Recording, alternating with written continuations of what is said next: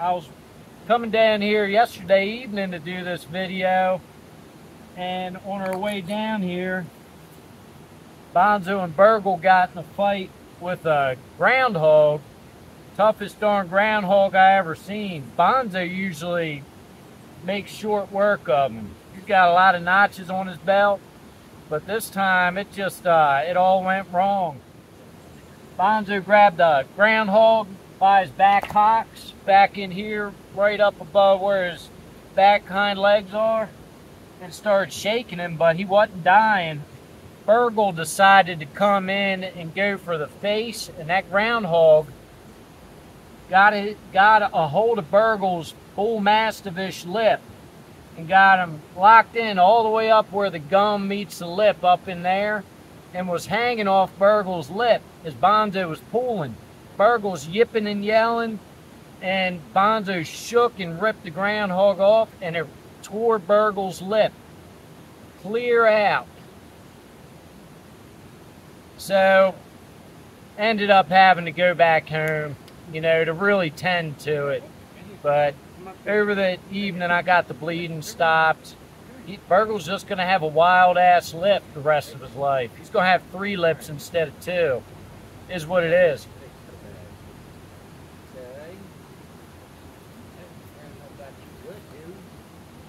I've been cleaning it, keeping it clean, and just keeping an eye on it, make sure it doesn't get infected.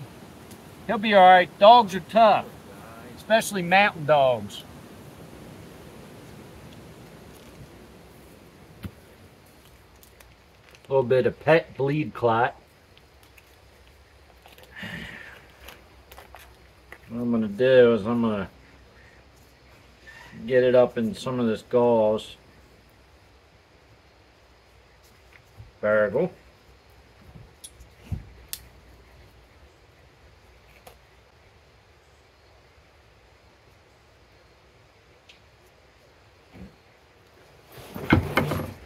What I want to do first,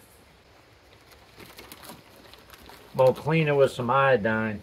Oh, it's not going to feel good, but that was your first taste of a battle, wasn't it? Yeah, Burgle wouldn't, some dogs get bit and they'd run away yapping. Burgle went back right on in the fight. That groundhog got Bonzo real bad too.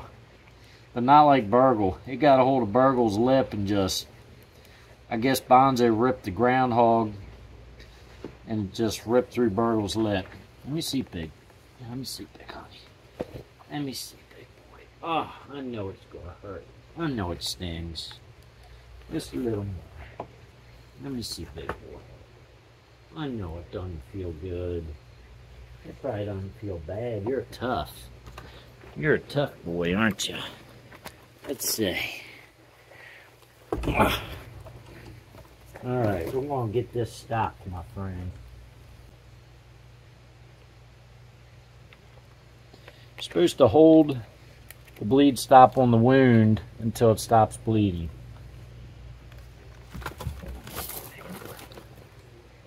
Alright, I'm going to hold it there for just a couple minutes, alright?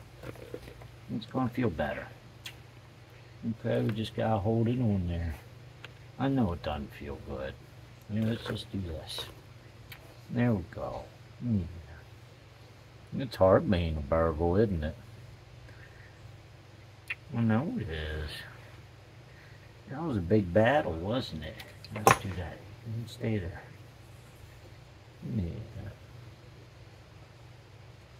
We hold this on for a little while, stop bleeding.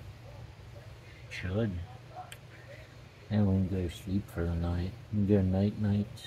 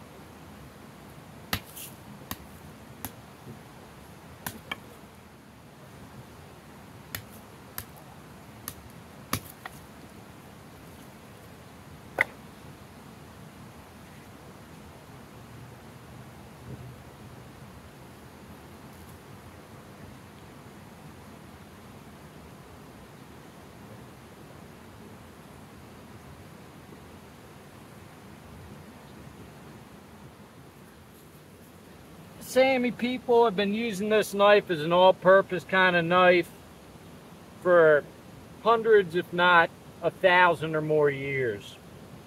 So, for the sake of the video, I am going to do a little batoning with it. It is a stick tang that goes all the way down, so it's a full tang stick tang. I don't know how thick it is through there, but you know, they've been using it for years. If they have to get some dry wood, they do. I mean, it's way far, far north. This is a 9-inch. The Leukus that are 8 inches or 9 inches are the ones the men use. 7-inch are for the women, and then the 4 and 5-inch are for children. We'll do a little bit of batoning with it, just to get down to some drier wood. You know, it's as long as you're nice and easy with it, as long as you're not busting. You know, my rule of thumb for like batoning, you should be using some softer wood. This is some seasoned ash, so it's going to be a little bit harder. It's a little bit knotty, but you know, these are like 1.5 inches diameter, nothing bigger than that, and you should be fine. You take it easy. You don't go wailing on it. If it gets stuck, pull it out. You take care of your knife and it'll last forever. Let's start off with doing a little bit of batoning.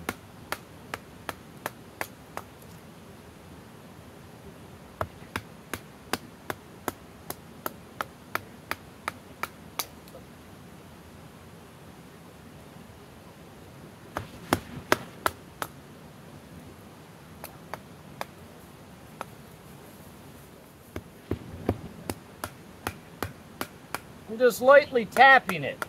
You know, I'm not going crazy wailing on the knife. I'm not trying to break this knife. If I was trying to bust through, you know, a big old round of seasoned oak, I don't know how this knife would do. I wouldn't want to do that.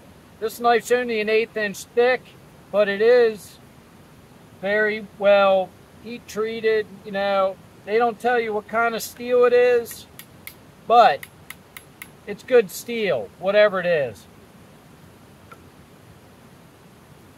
From up there in Lapland.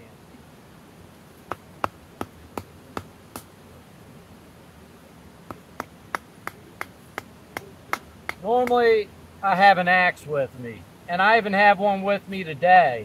But for the sake of the video, I'm just doing a little bit of light batoning.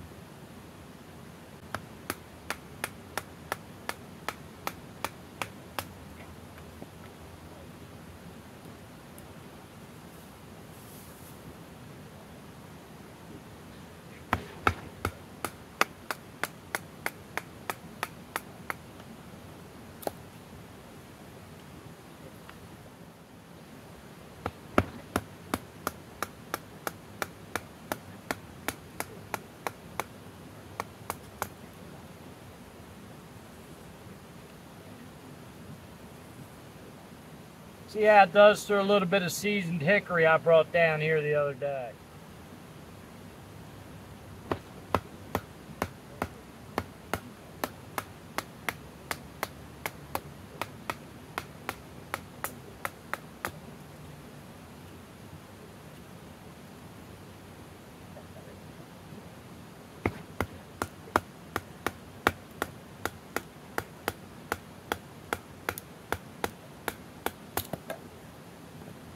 A little bit harder to get through.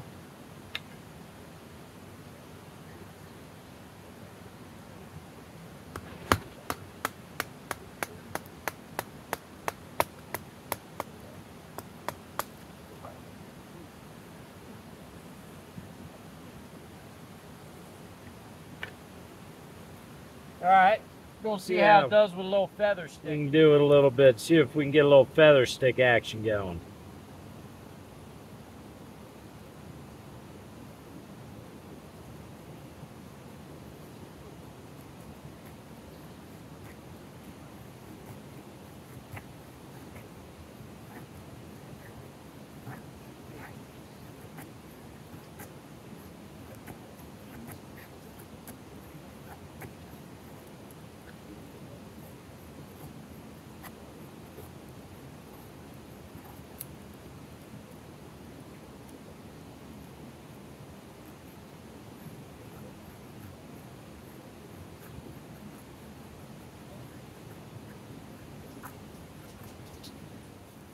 Getting some nice curls.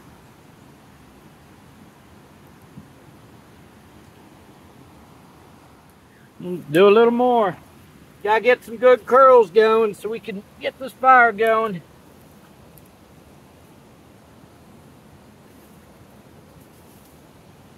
It's holding an edge real nice. I was batoning up in this area and still just as sharp as it felt.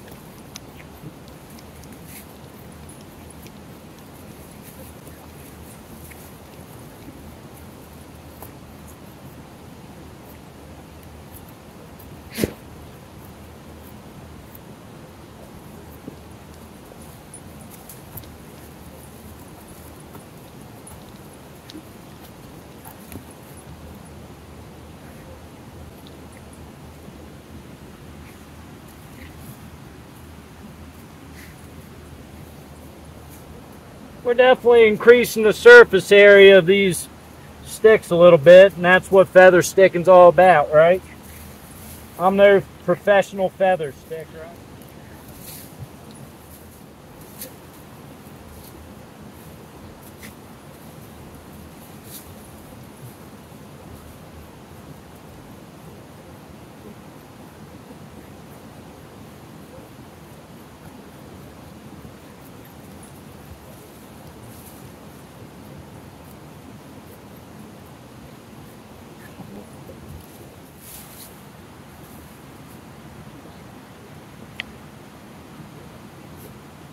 Try it up here.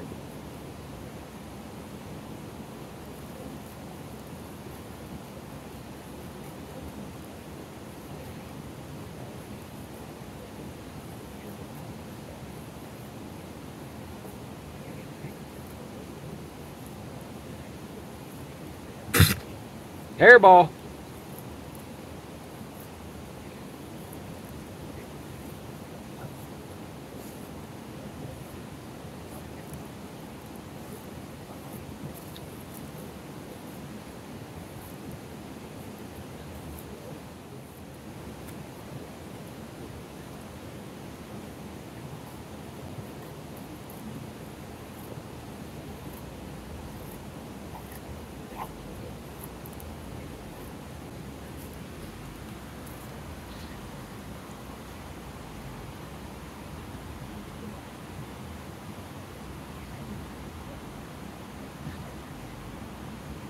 Let's see what we got.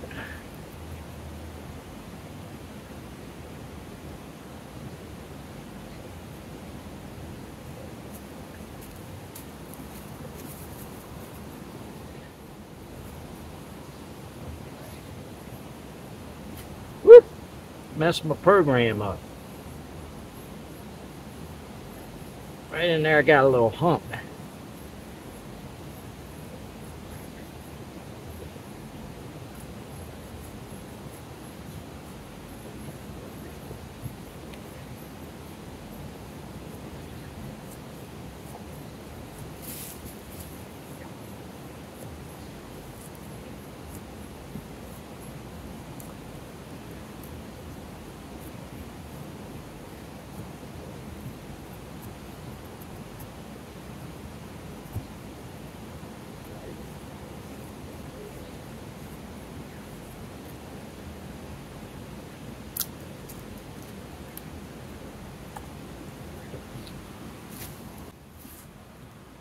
Not bad for a little hardwood, eh?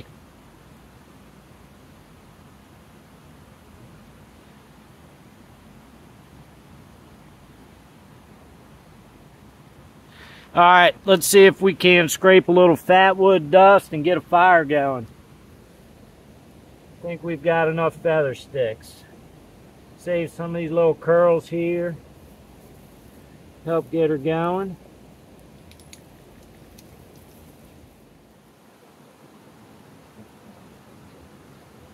Spine feels semi-sharp.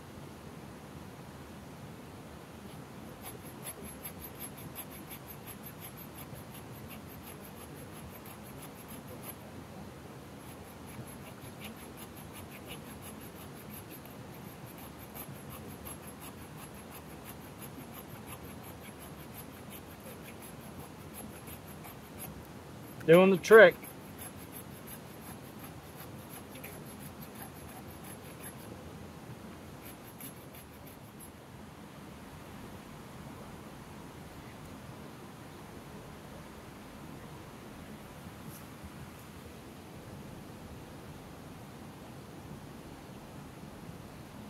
It's a good little ball there.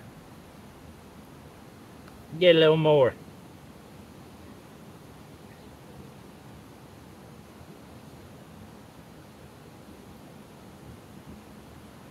We're just getting into the good stuff in this stick. Big old pocket of fat later in there.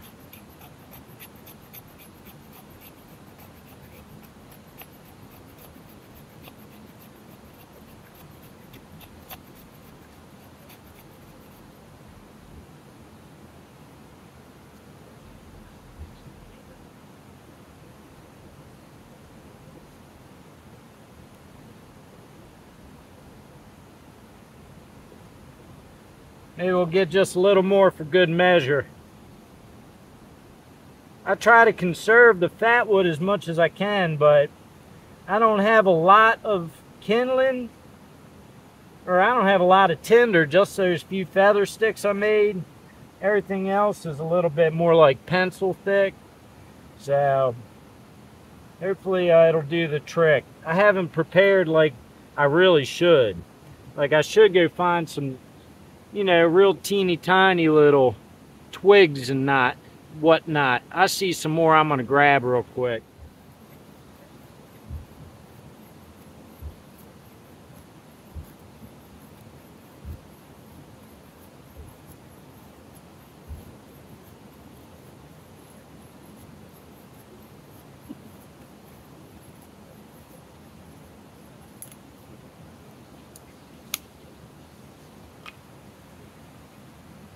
All right. I have to, I'll bust out my big one.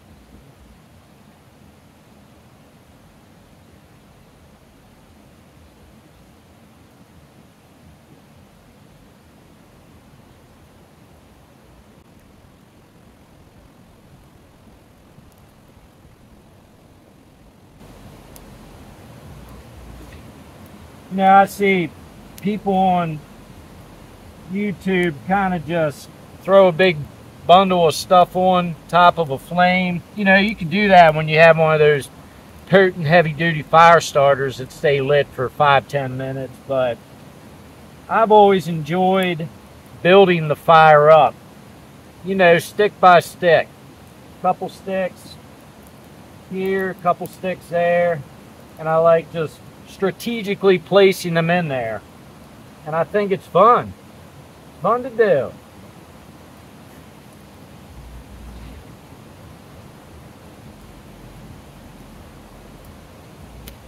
And I feel like if you take your time doing that, you're very, very likely able to get the fire going. Just gotta take your time, and you know, you're not out of the woods till you got a big old pile of sticks burning. It almost went out 2 different times since I've been building this up.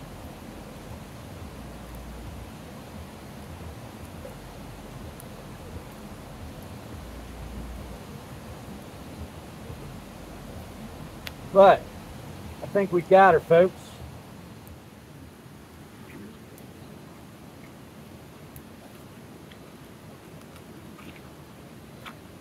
Why'd I go through all that when I had a dang box of matches in my pocket? What an idiot.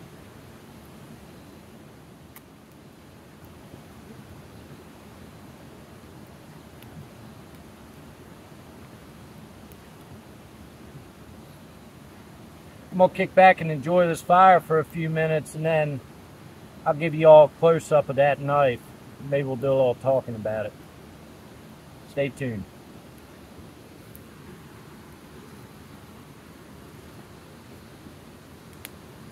Kicking it with my dogs. Kicking it with my boys.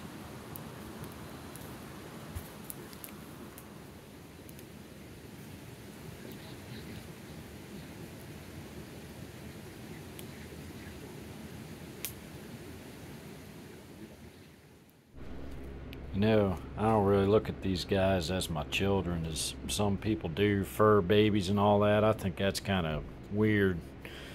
I look at these guys kind of like my brothers. And they're some damn good dogs. I don't care what anybody says.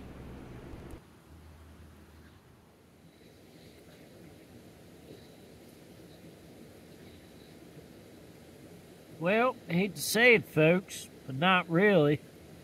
Got a little sidetracked, so we'll have to continue this video in the morning. So y'all stay tuned. Was having too much fun. 7:08 in the morning.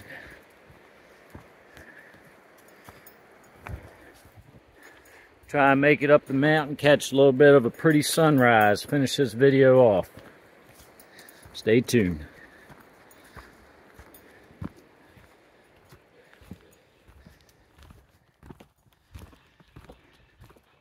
Good boy, Bonzo. Y'all know what kind of plant that is, right?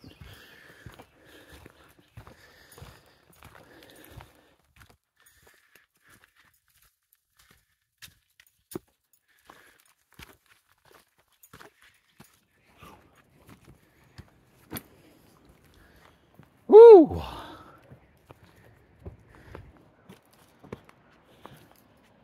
Get your boys some water.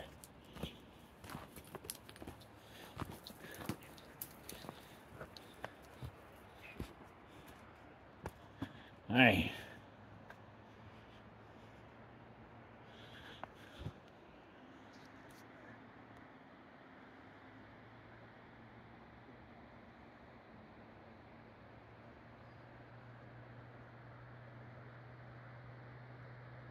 That's a pretty one there.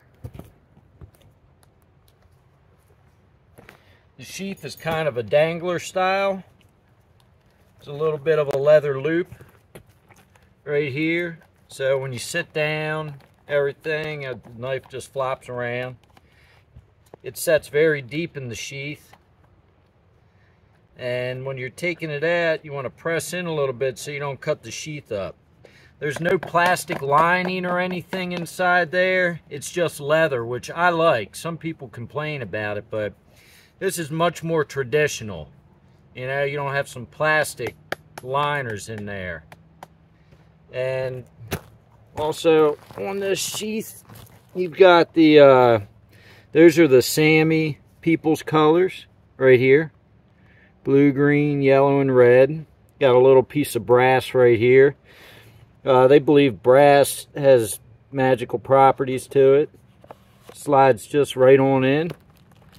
There's 4 reindeer stamped onto the leather. Hopefully y'all can see that. When you pull it out, you just want to press in a little bit. Nice and easy. So this blade here is the 9-inch version, and it held up really nice. You know, it's still holding an edge from the work I did yesterday evening by the river.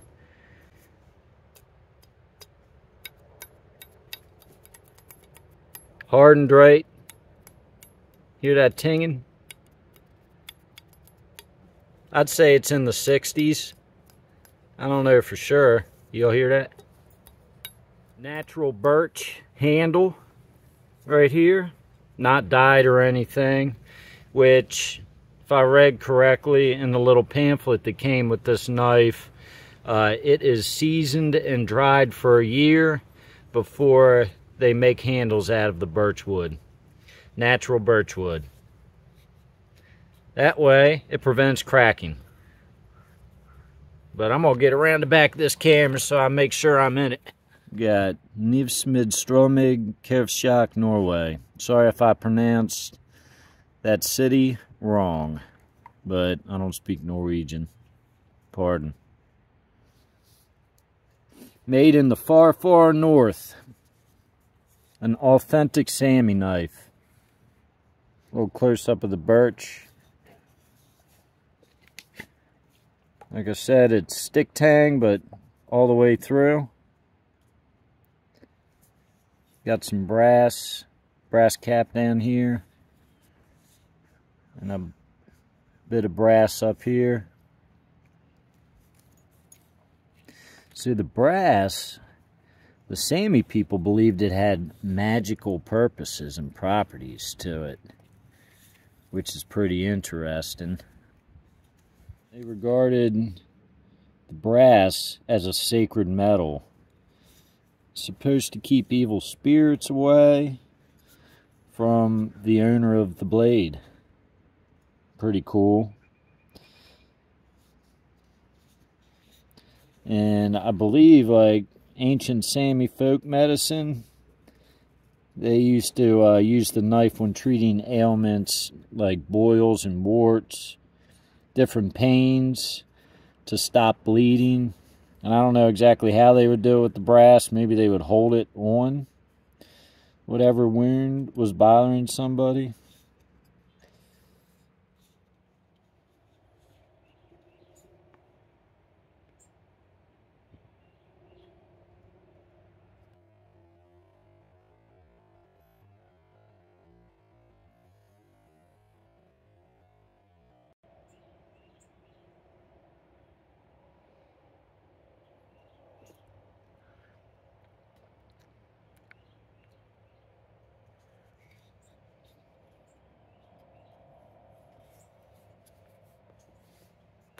No edge damage yesterday from all that hacking along the river. It's still sharp.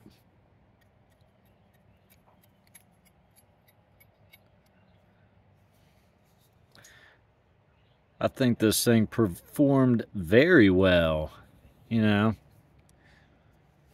Performed very, very well. They're not cheap, but well worth whatever you can find one of these knives for. There's plenty of different Leuku style knives that are made from, you know, a lot of different places in Europe and other countries, even American companies making Leuku style knives, but there's nothing like an authentic one, in my opinion. And I'm really happy I got this. Only an 1/8 inch thick on the spine, but you know, this thing, I didn't once fret, where I wasn't afraid that I was going to break this blade when doing that light batoning and hacking and chopping. Performed very well. Outperforms a lot of my other knives that I, you know, have gotten out. It's a very steep edge, but there, burgle. Very steep grind on this blade, but that's alright. It kind of makes it a more durable, burly edge. If we're doing the hacking and chopping, I don't have to worry about it rolling or chipping.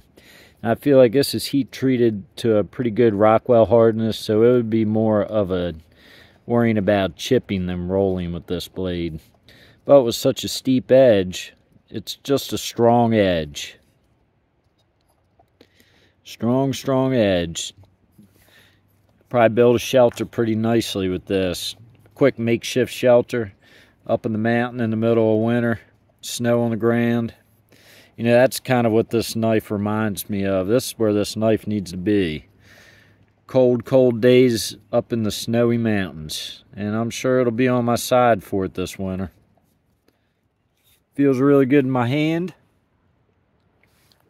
Overall, it's 9-inch blade. I think it was around 13.5 inches overall. I'm not 100% sure. You know, I'm not into the details too much, just how the knife works. Works very, very well, in my opinion. Carbon steel blade. It'll get a nice patina on it at some point.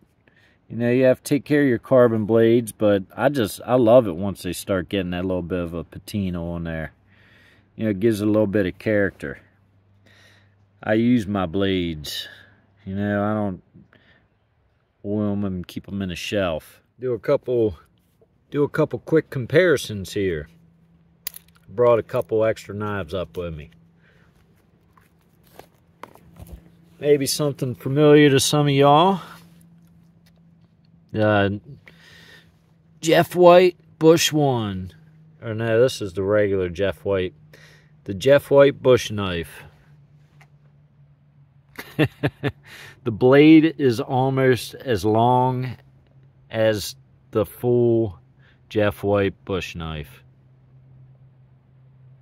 The blade is the same length, just about, as the Jeff White bush knife. Crazy. Yeah, I'd say about 1/2 to 3/4 of an inch. Brought up the old timer deer slayer.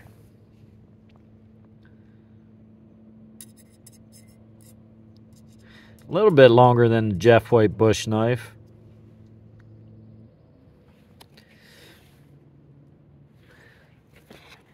Here is my Kellum Fang, a knife suitable to bring out with the stroming. The Kellum Fang has I believe, a 5-inch blade. So you can see how much of a difference in size this Leuku is to this. I guess it could be considered a Puko, the Kellum Fang. It's similar.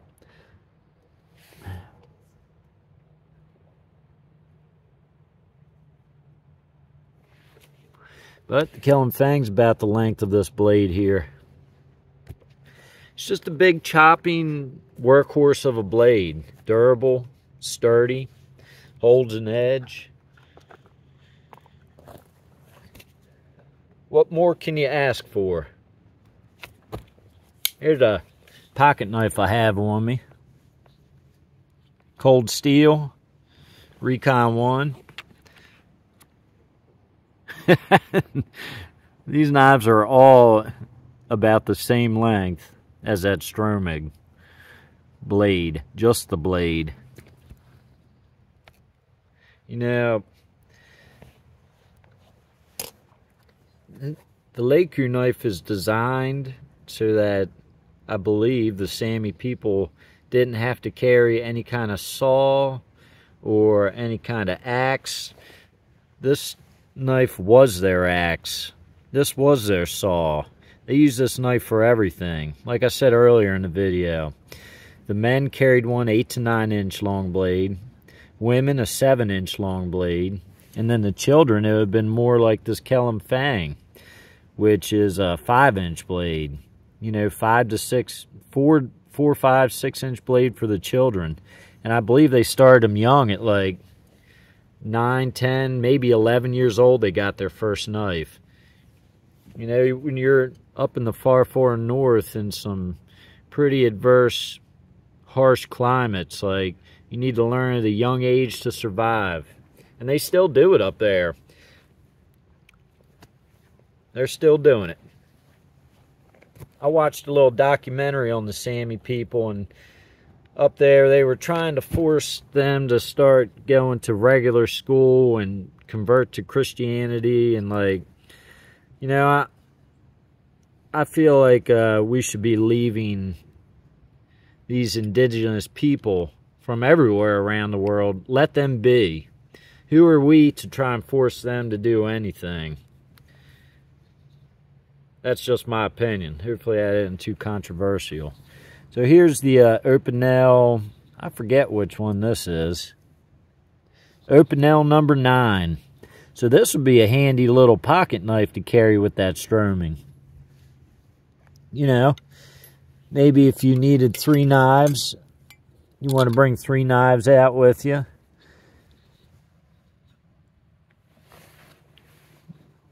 Get yourself a nice little Opinel pocket knife. Something for your little carving tasks. really, you don't even really need the Opinel when you have something along the lines of, I mean, this is a 5-inch blade on the Kellum Fang.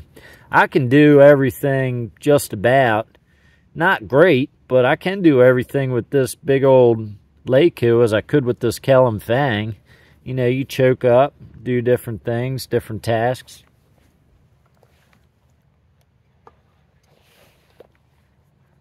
Not bad. Really happy about this knife. What do y'all think of this knife? You think it's pretty cool? I think it's pretty cool. I think it has a place in my collection, and it has a place in my pack when I go running around up in the mountain. Of course, I'm still going to bring some kind of saw and some kind of axe. But, you know, if I wanted to make a quick shelter, this is going to help me a lot more than this little Opinel or this Kellum Fang, than a pocket knife. Just to have some kind of chopping and hacking tool. What if I get stuck up in some rhododendron? You know, rhododendron gets thick up in these mountains, and it'll pick your pockets, and it'd be slow going, but this is the perfect blade to be able to slice through, cut a path through some rhododendron along the side of the mountain. But I don't know. I appreciate y'all watching the video. Looks like the sun's getting ready to come up.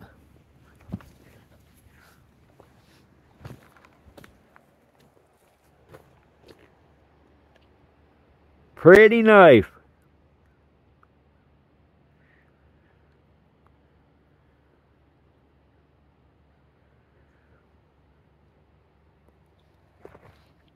What do y'all think of this blade? You like it? Any of y'all have one? Any of y'all have a favorite Leuku knife that you carry around out in the woods? Let me know down there in the comments. I appreciate y'all watching, especially if you made it all the way to the end. Really helps the channel. And, you know, I got more content coming soon. Figured I'd throw a little knife video in the mix. I got more to come. I appreciate y'all watching, folks. I'll catch you on the next one. See ya! Virgil, come on.